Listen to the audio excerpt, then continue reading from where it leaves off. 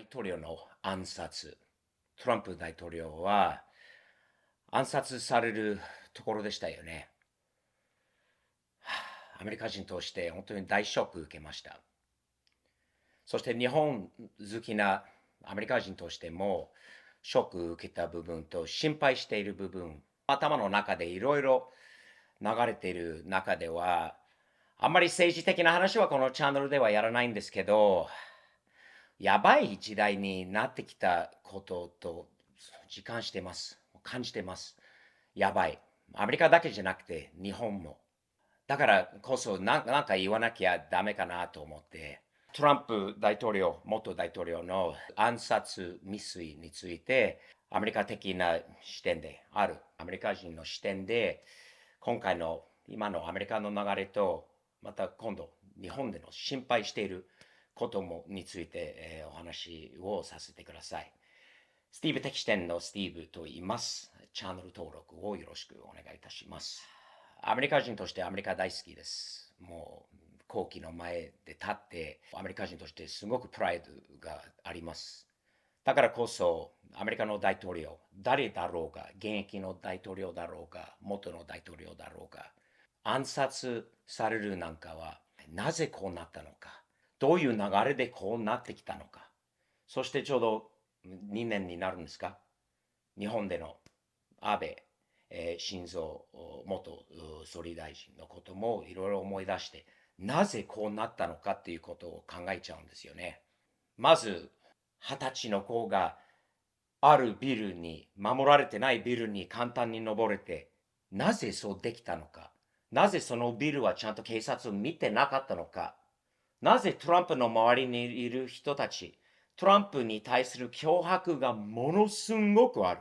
毎日のように多分何百件何千件の脅迫、もう死ねっていう、ね、殺すっていう、というのはいっぱいあると分かってるのに、なんで十分に守られてないのか。なんで空からドローン、ヘリとかがなかったのかとかもう軍人さんでもない、警察でもない、常識のあるアメリカ人として、ね、トランプ派、バイデン派じゃなくて、なぜそのところにそんなに簡単に20歳の子があれができたのかっていうことがちょっと理解できない。あんなシークレットサービスがいるはずなところ、警察がいっぱいいるはずなところに、ある20歳のオタクっぽい子が一人でやってきて、片付かなんかを持って、ライフル持って、20何分前に派遣されて、地元の人たちに見られて、警察にも通報があって、それでも登れて暗殺するところまでは行けたことはあり得るこの話は。常識的に考えて、ありえないんだよ。どうやってそれできたのか。誰の手伝いがあったの、何があったのか、その背景には。あんまり、ね、常識じゃないところもいっぱいあるんですよね。矛盾がものすごく多いんですよ。以前、Twitter にも X もフォローよろしくお願いします。X もやってます。にも挙げたように矛盾がある。我々、アメリカ大好きな人として、アメリカ人として、日本も大好きな、守りたい国民、このチャンネル見てくれてる人で、日本大好きな人がいる。お互いの国には変なことがあります。信用できると思っている、偉いと呼ばれている人、政府の人たちとか、我々に選ばれている人たちは、どこまで信用していいのかっていう時代になってきたんですよ。残念ながら。信用していいのかどうか、信用してはいけないと思うんですよね。もう疑問をずっと持ってた方がいいと思うんです。変な動きがあります。これのせいなのか最終的にはわかんないんだけど、我々はマスゴミ、偉いと呼ばれている人間たちにはいろいろな嘘がもう本当にもう毎日ガンガンガンガン言ってきている。俺たちはバカじゃないんだよね。一般の人たちが。今回の暗殺未遂で、あんまり言わない。まあ、もしかしてスティーブみたいにね、言わない、このチャンネルで言わない人たちが起き上がったんですよ。どうなってるのか。自分の国で、愛してる国で。自分の周りにね、愛国心持ってる人いっぱいいるんです。テキサスに住んで、どこでもいっぱいいるんです。普通の人たちが肌の色は関係なく、宗教も関係なく、同じアメリカ人としてプライドがあって、そのプライドを基づいてアメリカを好き、アメリカを大好き、大統領何派だろうが暗殺されるなんかは許せないことなんですよ。見て恥ずかしいことなんですよ、アメリカとして。で、この事件になって出てきた偉いと呼ばれてる人たち、これはアメリカでは許せない行動です。もう脅迫行動とか言っているからこそ、その人たちは要注意ということは気づきました。上からエリートみたいに、あなたは差別主義者じゃないか。あなたがこうだ、ああだって指さしてる人たちが一番ね、もう自分の言ってることに矛盾があるんです。マジで鏡向いてください。あんたは自分のこと言ってるんじゃないでしょうか。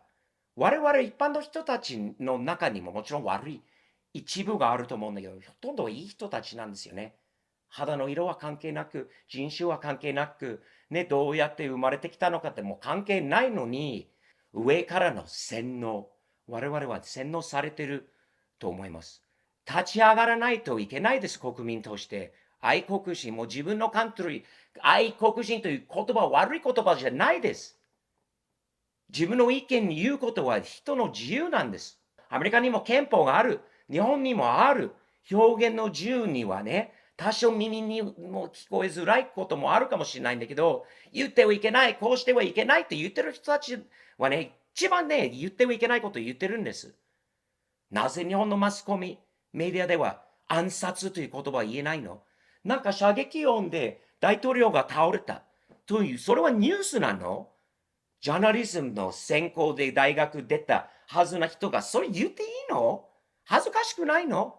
いくらもらってるの？十分な給料で嘘をつくまで自分の信じてる真実をもう全く捨てて嘘の台本。台本といえば毎日のように同じことしか言わないんじゃないの？マスゴミも。アメリカもそう。日本もそう。どこかから降りてくるこの台本というのは一体何のことなの？なぜみんな同じことしか読まないの？自分たちの意見がないの？ジャーナリズムと言えるの？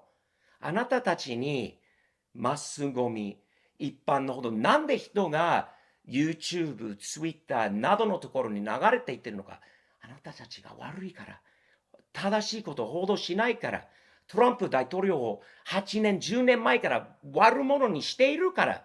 こういう事件があるんじゃないでしょうか？一つの考えでは。ヒトラー、ムスリニ、差別主義者、もう起訴されて、あれして、こうして、ロシアのこうだ、ああだと、その台本通りで流れるマスゴミ。ちょっとでも調べたら事実いっぱいあった。何年後には、普通の人でも何年前に分かってたことが、何年後に静かに流れてくるんで。それでもなんかね、許されると思ってるの？責任がある。そう言われて、ヒットラー、こうだ、あだ、こんな悪いもの、殺すしかないんじゃないか。これから民主主義というの、この人が大統領になったら民主主義終わりだよまで言われて、誰かやっぱり動く人がいるんじゃないの？世界を助けなきゃいけないって人が出てくると思わない？同じ人たちがその台本を読みながら、同じ人たちがあなたは差別主義者、ね、外国人が、ね、難民とか不法滞在の人に対する批判っていうのはヘイトスピーチと言ってる人たちなんだよね。どんだけ矛盾しているのかということは頭にきちゃってるんだよね。多分一般の人も頭にきちゃってどうなってるのかと思ってる人が多い。そしてものすごく頭にきているのは、本当にもう頭にくるのは、暗殺されそうな大統領のその後、すんごい嫌な人が出てくるんだよね。なんで当たらなかったの？大失敗だったとかっておめでたい。ああ、もう殺されるところ、暗殺されるところで惜しかったなとかっていう。もう表に出てきてる人がいるんだよ。恥なしでそれ言える人。どんなに我々はこのチャンネル見てる人たちの中でどんなに相手好きじゃなくても暗殺されてよかったな、暗殺されなくて残念だったという人いる？普通の人間はいないよ。でもね、悪い人、本当に心汚い、も心のない人がいるこの世の中にいることを信じてください。いるんだよ。今そういう顔を見せてるわけ。我々、だからこそ立ち上がって返さないと、これは普通だって思ってる人がいるんだよ。ショック、大ショック。我々は何ができるのか。自分を持っていること、真実を伝えること。何言われても関係ない。差別、差別、差別、差別。もう疲れたんだよ、差別、疲れっていうのは。差別主義者じゃないんだよ、普通の人は。で、アメリカ人、日本人、世界中のいい人たち、もう立ち上がって、お互いに、まず、選挙、投票することが、我々、まず、これは大きなことです。後で文句言えないよ。でもね、もっとね、サポートしてあげないと強い人が出てこない。強い人がいっぱいいる。日本にもトランプみたいな、ね、日本を愛してる人がいっぱいいると思うんだけど、怖くて出てこないだけ。でももう今はその時期じゃないでしょうか。もう時間です。もう待てられないと思う。国はどうなるのか。見て、普通は。心配するべきです、今、お互いに。日本は今、アメリカはぜひ、ぜひ、一つのお願い、真似しないでください。立ち上がって自分の国を守ってください。アメリカ人も多分今回の件でもう我慢できない。何とか言わなきゃいけないと思ってる人が、俺みたいに出てきた人が多いと思います。平和的に、変な暴力などには巻き込まされないように注意をすること。正義を持って正しいことを言うことには怖いことではないことにしておきましょう。私もそう決心しました。そうしないといけないなと、日本好きなアメリカ人としてそう思いました。